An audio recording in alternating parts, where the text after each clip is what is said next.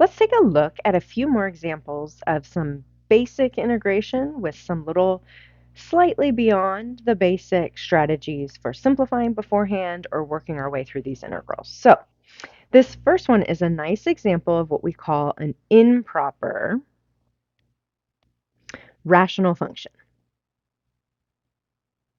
So what is an improper rational function? Well, an improper rational function, well, first of all, a rational function is just a ratio of two polynomials, p of x over q of x, where the degree of p is greater than the degree of q, meaning that the numerator, it's top heavy. The numerator has a higher power than the denominator, or equal. It could actually also be equal. Improper would be equal. I always think of it like it's an improper fraction if you have a larger number on top. And then you can rewrite that as a mixed fraction. 10 over 7 is actually equivalent to 1 and 3/7.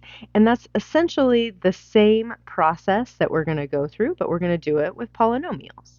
Okay, so let's take a look. We've got t cubed minus 2 over t minus 1. I recognize right away that this is an improper rational function. So I think, well, what am I going to do? Well, when we have an improper rational function, we can use long division to simplify. To simplify before we take the integral. So, little review of polynomial long division. We're going to take t minus 1. We have t cubed, and then we go down to the constant minus 2. So what we're going to do is we're going to add in some little placeholders to help out with the division. And we're going to work our way through this division. So what do I multiply t by to get t cubed? Well, that would be t squared, and then I multiply both the terms. T times t squared is t cubed. Negative 1 times t squared would be a negative 1t squared.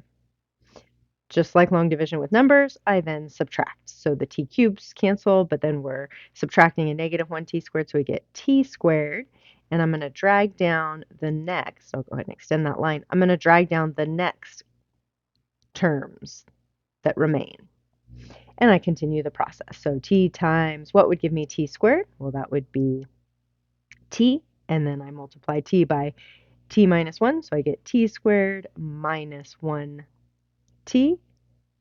Just realized I had two t squared terms, which was not incorrect, but just sort of silly to have two t squared terms. What I wanted was a placeholder for t. So 0t, and then we've got t squared minus 1t, and then we're going to subtract, keep our process going here, and then that becomes a positive 1t, and I drag down the last term, the constant, and go one more round here. So this is going to be plus 1, because we're asking what do I multiply t by to get t, and so that would be 1, and I multiply 1 times t minus 1, so I get t minus 1, and I subtract. Negative 2 plus 1 is a negative 1, and that is my remainder. So once we've got to the remainder, we can write that as minus 1 over t minus 1 as our answer. So that is my answer. Grab my highlighter here. That is my answer to the division problem, meaning that the rational function in its improper form can be rewritten in proper form as we have here. I'm going to go ahead and get rid of that. I had that little note right there, but it's right in my way. So I'm going to erase that, and we will rewrite our integral as t squared plus t plus 1 minus 1 over t minus 1 dt. And now that I've taken something that was in improper, rational function in improper form, written it into proper form, we can now integrate term by term as we look at this, because now each of these terms is integrable. So we're going to integrate term by term. This last one we'll have to use the minus 1 over t minus 1. We'll use a quick little u sub on. But all of the other terms we're going to be able to integrate. So we get t cubed over 3 plus t squared over 2 plus t minus, we're taking the integral of 1 over t minus 1 dt. And as I mentioned just a second ago, we will let our u, in this case, be t minus 1, and then my du is simply 1 times dt, so I can make those substitutions, and this becomes, I'll rewrite the other terms, t cubed plus t squared over 2 plus t minus the integral of 1 over u du, which is just the natural log of the absolute value of u. And of course we have an integration constant from each of the terms, but we add them all up. And my final answer, I'll plug my u back in, t cubed over 3 plus t squared over 2 plus t minus the natural log of the absolute value of t minus 1 plus c. And there is my answer. Had to use a little bit of algebra, had to use a little bit of long division. That was the algebra technique I used here to take an improper rational function into its proper form. So remember, that's always just a technique that we have. If we happen to have an improper rational function in any context, in this case we're integrating and we're not able to integrate it in that form, what we can do is we can try to turn it into its proper form and see if that gives us something that we can work with. All right, let's keep going. All right, on this next example where we're integrating dx over x squared minus 10x plus 29, I look at this and I think, oh man, I don't know what I'm going to do with that denominator, because letting u equal that whole denominator isn't going to work, because I don't have anything that resembles the derivative or to work with for the du substitution. So what should I do? And then I look at this and I think, well, wait a second, that's a quadratic. And since that's a quadratic, I do know that I can manipulate quadratics a little bit. Like I could apply completing the square. I could try something of that nature and see if that might give me something to work with. So let's start there. Let's talk about completing the square.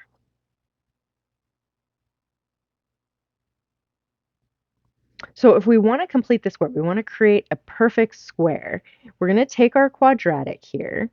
So this is useful when we have something of the form ax squared plus bx plus c, and we want to turn it into something. Let's call it x plus d squared plus some other constant, e.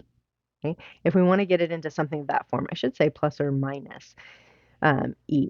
And we should say plus or minus, because it depends on what a is here. If we want to do something of that nature, that's what we're working with. We're taking a quadratic, got a lot of symbols over there. So I'll just say take a quadratic and see if you can create a perfect square, if you can complete the square. So how do we do that? Well, when we complete the square, we take x squared minus 10x. We leave a little bit of space here to figure out what would I add right there to make that into a perfect square. And so the process is we take, if this were anything other than 1, we'd first factor out the a. In this case, it's just x squared. But if we did have anything other than 1 right there, we'd factor an a out of those two terms and then work with that factor on the outside. In this case, it's already 1. So we can take this term here, minus 10, this coefficient, minus 10, divide by 2. We get minus 5, and then we're going to square minus 5. So we take minus 5, we square it, we get 25. So that's what I need to add in right here in order to create a perfect square that I'll be able to factor. I can now factor those 3 terms. But the original quadratic is not equivalent to that because I've just added 25. So I have to balance that by also subtracting 25. So I do that. I'm going to come back up to my integral. I know that was kind of our little thought process over there. I'm going to come up to the integral. I'm going to write that as 1, and I'm going to put my dx out to the side. And I've got x squared minus 10x. I'm going to go ahead and add that 25 to create that perfect square as we talked about, plus 29. I'll make that in a different, I'm going to write that in a different color so it stands out, 25. And then out here, minus 25. So doing that process to complete the square. And then this ends up being a perfect square. So this becomes the integral of 1 over, this is x minus 5 quantity squared. We have 29 minus 25, so that's plus 4.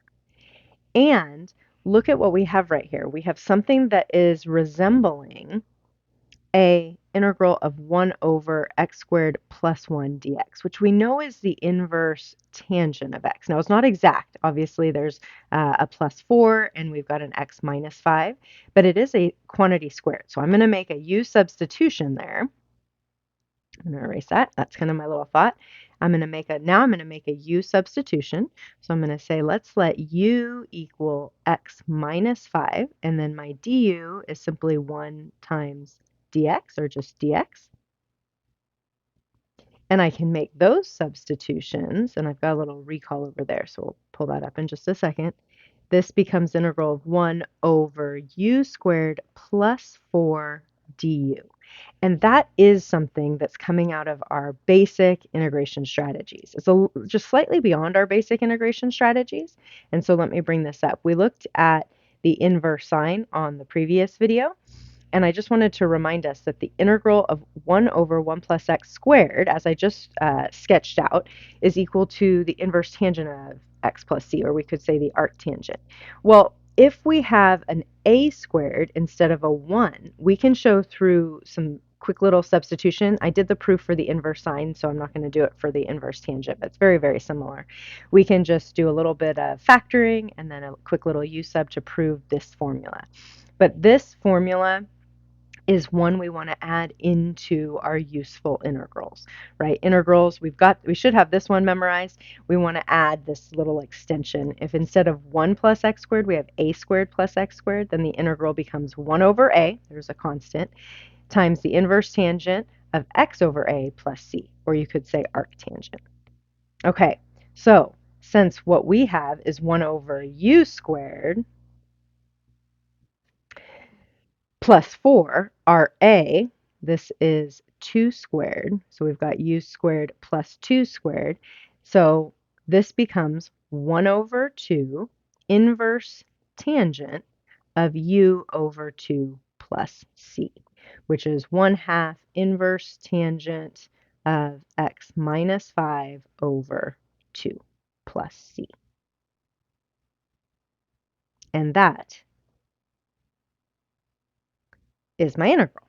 So we had to do a little bit of, let's try to get it all on the board here. We had to do a little bit of algebra there. We had to do a little bit of completing of the square and then recognizing that formula, or that slight extension off of that basic integration formula for the inverse tangent, and then just recognizing that if we have an a squared plus x squared, it's going to be this slight variation on that formula, 1 over a inverse tangent of x over a.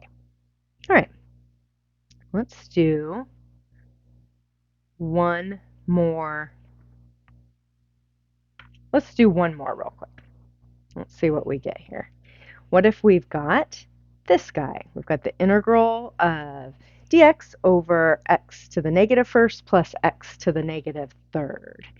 And let's just once again use some algebra to simplify.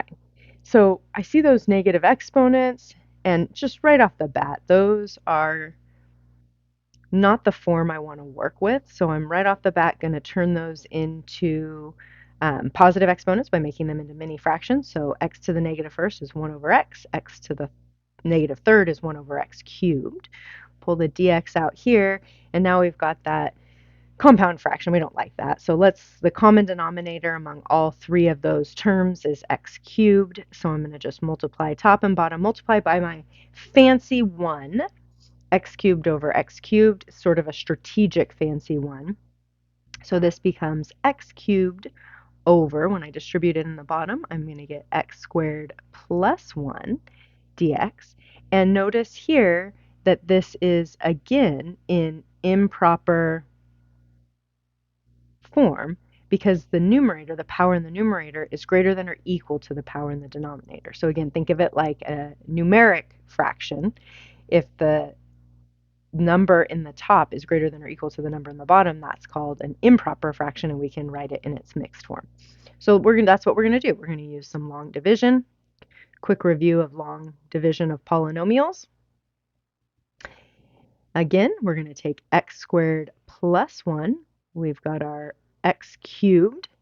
We can go ahead and write 0x squared, trail some placeholder terms here all the way out to the constant, and then we're going to multiply by x, and then that becomes x cubed plus x. We're going to go ahead and subtract, and we get a negative x. We could bring down the 0. We don't really need the 0 there, because at this point this is my remainder. So x cubed over x squared plus 1 becomes x minus x over x squared plus 1.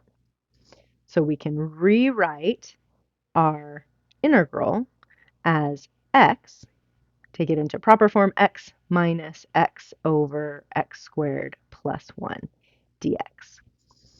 And I can integrate this first term, becomes x squared over 2 minus, and then I've got the integral of x over x squared plus 1 dx. I'm going to zoom in a little bit.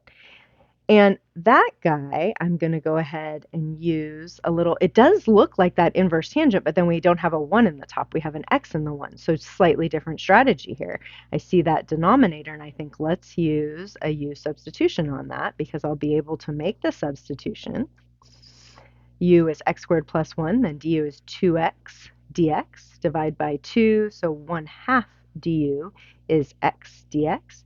And I can make those substitutions, x squared over 2 minus the integral of 1 over u times 1/2 du.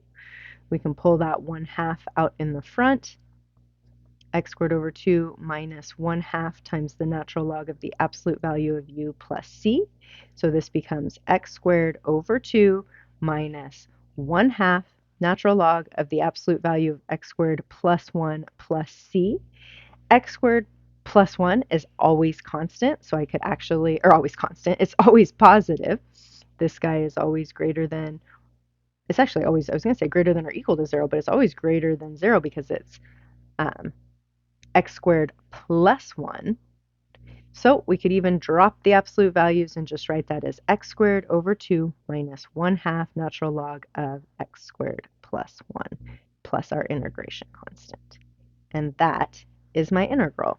So again, we used some basic integration strategies on that one, including substitution. Substitution I categorize now as some of our basic integration strategies. Ooh, it's getting really small trying to get that all on the screen at the same time.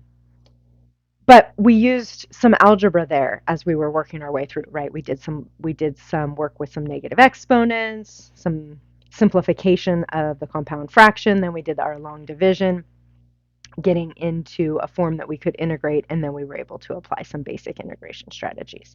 So on this one, again, remember we're just using all of our tools in our toolbox, some algebra, some basic integration strategies, and working our way through integrals that are becoming just a little bit more layered, a little more in-depth. All right, so I suggest that you go and work this worksheet because, again, I cannot reiterate enough to you guys that this process of integration is going to take practice, lots and lots of practice. You are going to get better and better at recognizing the techniques and the strategies to use on integration the more you do integration. So you want to do just hundreds and hundreds of integration problems as we work through chapter 8 so that you can get really good at integrating and recognizing what strategy to apply. What I have projected right now is the worksheet. It's in Canvas, so please head over there and try all these problems, give these problems a try. And then head to the homework and do more problems on the homework, and then bring your questions to the problem session. If you want to see any of these problems worked through during the problem session, we can work on them then.